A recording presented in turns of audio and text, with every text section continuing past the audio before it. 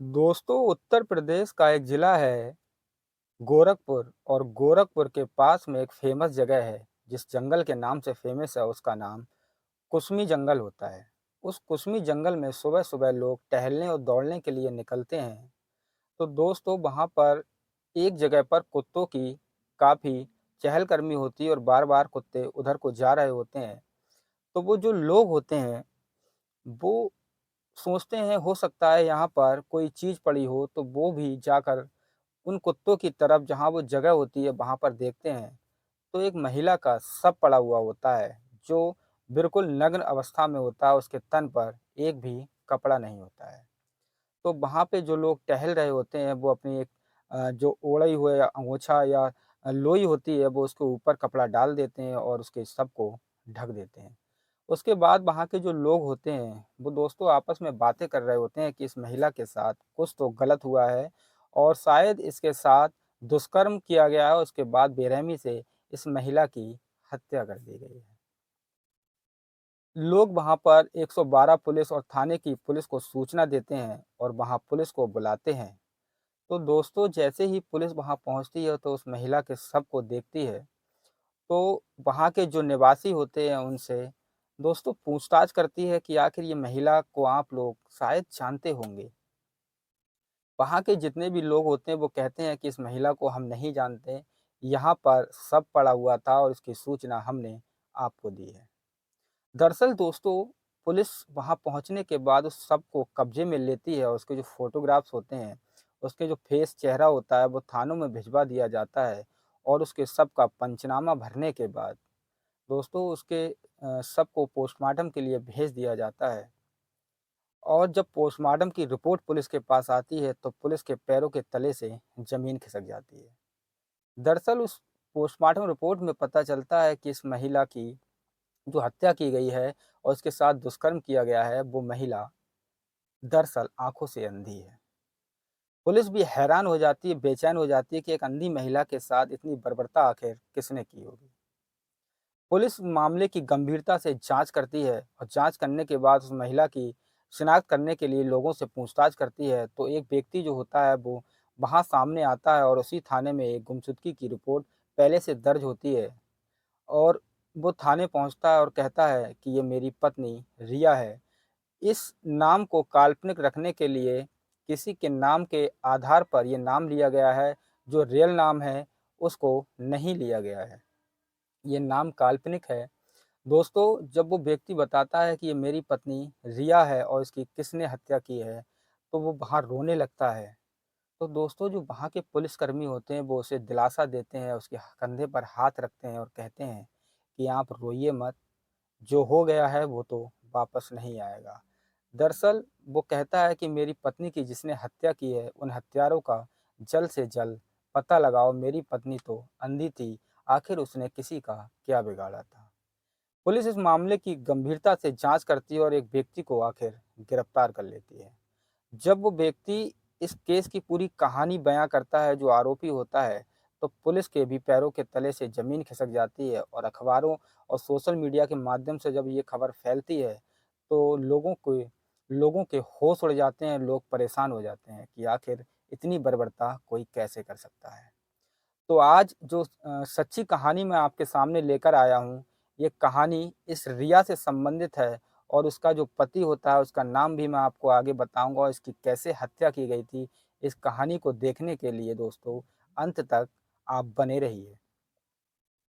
नमस्कार, मैं हूँ आपका अपना रविंदर गंगवार। आज की क्राइम की जो सच्ची घटना मैं आपको सुनाने जा रहा हूँ, ये घटना उत्तर प्रदेश का एक ज़िला है गोरखपुर और गोरखपुर का एक गाँव लगता है भीलवाड़ा। भीलवाड़ा गाँव के एक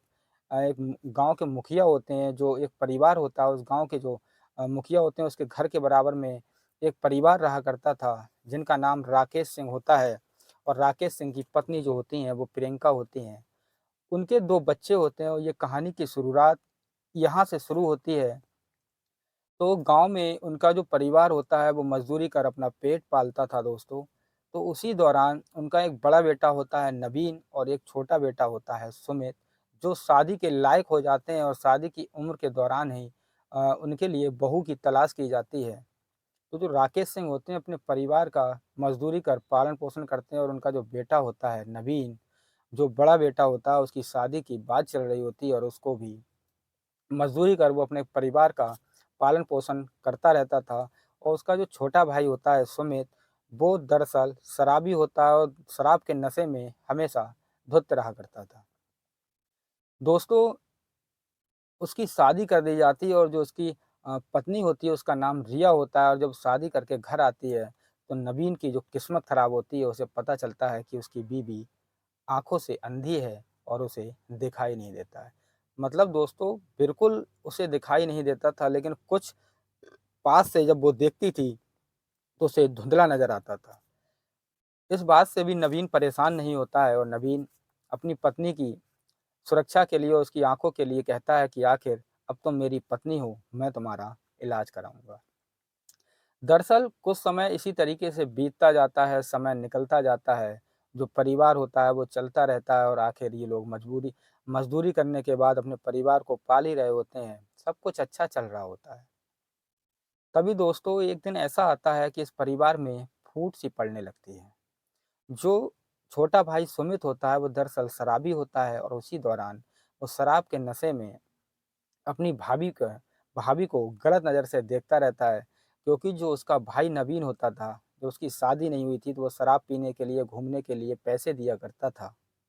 तो दोस्तों वो जब पैसे देना अपनी पत्नी के कहने पर मना कर देता है कि उसे कम पैसे दिए जाएँगे, जितने मिलते थे उतने नहीं दिए जाएँगे क्योंकि नवीन का एक परिवार अ, आ गया था, उसकी पत्नी थी और उसके माँ-बाप थे, उनकी भी उसे देखभाल करनी हुआ करती थी। तो इसी दौरान वो पैसे देना बंद कर देता है। इस बात से जो शराबी सुमित होता है वो खिसियाने लगता है और अपने भाई से बदला लेने की सोचता है। दरअसल उसकी नीयत यहाँ तक नहीं होती, वो अपनी भाभी को जब वो नहाने जाया करती थी, वो जो अंधी थी, उसको नहाते हुए देखने की कोशिश करता था, उसके फ़ोटो खींचता था।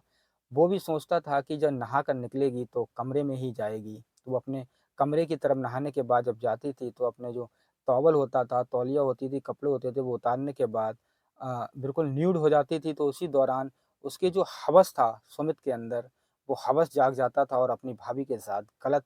काम करने की कोशिश करने की मनसा बनाता रहता था। दरअसल जब वो मनसा बनाता है लेकिन वो उसे छू नहीं पाता है, देख कर ही उसका हवस होता है, वो जागने लगता है और वो काफ़ी अपने दिमाग से परेशान लगने लगता है कि अपनी भाभी के साथ आखिर वो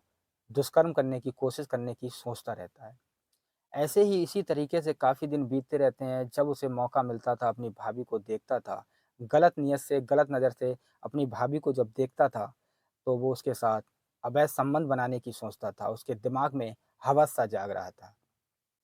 फिर एक दिन वो नहाकर अपने कमरे से बाथरूम से बाहर निकलती है और अपने कमरे में जाती है। वो फिर न्यूड अवस्था में होती है और कपड़े बदलने की कोशिश कर रही होती है।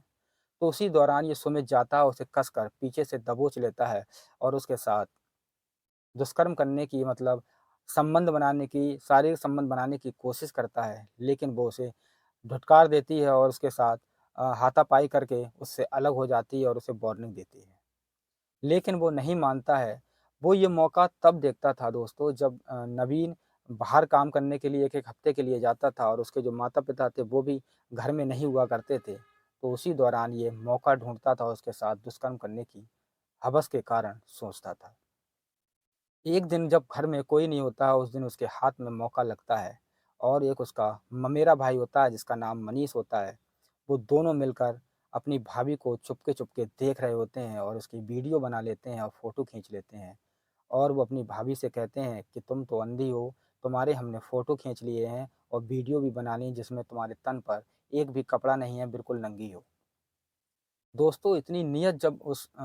देवर की खराब हो जाती है जिसका नाम सुमित होता है और उसे ज़रा-सा भी डर नहीं लगता है कि आखिर मैं अपनी भाभी के साथ क्या कर रहा हूँ। दरअसल उसका ममेरा भाई और सुमित दोनों मिलकर उसे पकड़ लेते हैं, उसके साथ बारी-बारी से अवैध संबंध बनाते हैं, शारीरिक संबंध बनाते हैं, उसके साथ दुष्कर्म करते हैं, रेप करते हैं। उसकी हालत ख़राब हो जाती है और वो उसे धमकी देती है कि अब मैं तुम्हारे भाई को ये घटना बताऊँगी, तो वो उसे फ़ोटो और वीडियो की धमकी देकर उसे दिलासा देते रहे।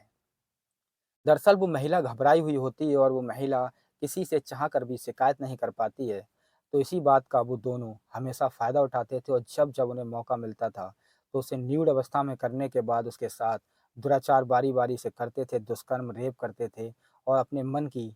हवस को बुझाते थे, अपने तन की हवस को बुझाते थे। फिर कुछ समय बीत जाता है, ऐसे ही चलता रहता है, समय बीतता जाता है। उसके बाद जो उसका पति नवीन होता है, वो देवरिया में रह रहा होता है, वो एक दिन घर आता है और अपनी पत्नी को अपने साथ ले जाता है। दोस्तों, जब वो साथ ले जाता है, ले जाने के बाद ये लोग बेचैन हो जाते हैं कि आखिर उनके भाई ने उनकी भाभी को, जिसके साथ वो अपने शरीर की ज़रूरतें पूरी किया करते थे, वो वहाँ से चली गई है। दोस्तों, वो एक दिन देवरिया दोनों पहुँच जाते हैं और अपने भाई से बहाना बनाते हैं कि हम भाभी को शायद कहीं घुमा लाएँ। तो वो जो नवीन होता है, वो अपनी पत्नी से कहता है, इसका नाम रिया होता है, जो काल्पनिक नाम है, कि तुम चली जाओ, तो वो सीधे मना कर देती है। ये लोग वहाँ से परेशान होकर लौट आते हैं और एक दिन जब उनका भाई उस रूम पर नहीं होता है, जो मेहनत मज़दूरी करके हफ़्ते में 1-1 दिन में 1-1 हफ़्ते में घर आता था, तो उसी दौरान वो वहाँ मौके पर पहुँचते हैं और उसकी भाभी जो होती है उनके साथ बारी-बारी से बलात्कार करते हैं, रेप करते हैं और उसके बाद एक मारुति जो कोई गाड़ी होती है, वैन होती है, उसमें डाल कर लाते हैं और गोरखपुर के जो कुसमी जंगल होता है उसमें ले जाते हैं और वहाँ जाकर बिल्कुल उसके कपड़े उतार देते हैं, बिल्कुल नग्न अवस्था में करके उसके साथ बारी-बारी से रात में 1 बजे रेप करते हैं और उसके साथ मारपीट करते हैं। जब वो विरोध करती है तो इतनी तेज़ी से उसके साथ मारपीट करते हैं, हथौड़ी से प्रहार करते हैं उसके सिर पर कि उसकी मौत हो जाती है। जब उसकी मौत हो जाती है तो वो वहाँ से भाग जाते हैं और उसे नग्न अवस्था में ही उसी जंगल में छोड़ देते हैं, जैसा कि मैं आपने आपको इस वीडियो में पहले बताया था कि लोग उसे वहाँ देखते हैं और पुलिस को सूचना देते हैं। दरअसल पुलिस जब इस मामले की छानबीन करती है तो उसका जो शक होता है उसके शराबी जो नवीन होता है वो पुलिस को बताता है कि ये मेरी पत्नी है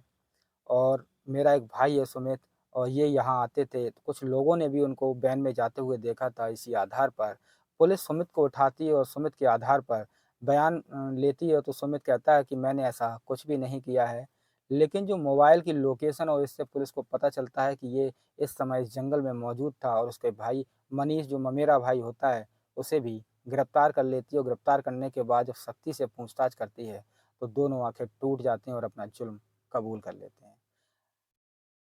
जब जुल्म कबूल कर लेते हैं, पुलिस उन्हें हत्या, दुष्कर्म की धाराओं में मुकदमा पंजीकृत करती है। पंजीकृत करने के बाद उन्हें जेल भेज देती है। आगे की जो कार्रवाई है, वो न्यायालय के द्वारा चल रही है।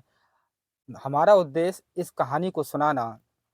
किसी का दिल दुखाना नहीं है, ना ही किसी को परेशान करना है, बल्कि इस कहानी को सुनाना, हमें आपको जागरूक करना है, सचेत करना है कि ऐसे भेड़िए आपके घर में भी हो सकते हैं कि अपने रिश्तेदारी और कहीं भी हो सकते हैं कि रिश्तों की जो अहमियत नहीं समझते हैं, सिर्फ़ हवस के पुजारी होते हैं और उस ऐसी-ऐसी वारदात को अंजाम देते हैं। ऐसे लोगों से हमेशा सचेत रहें। जय हिंद, जय भारत।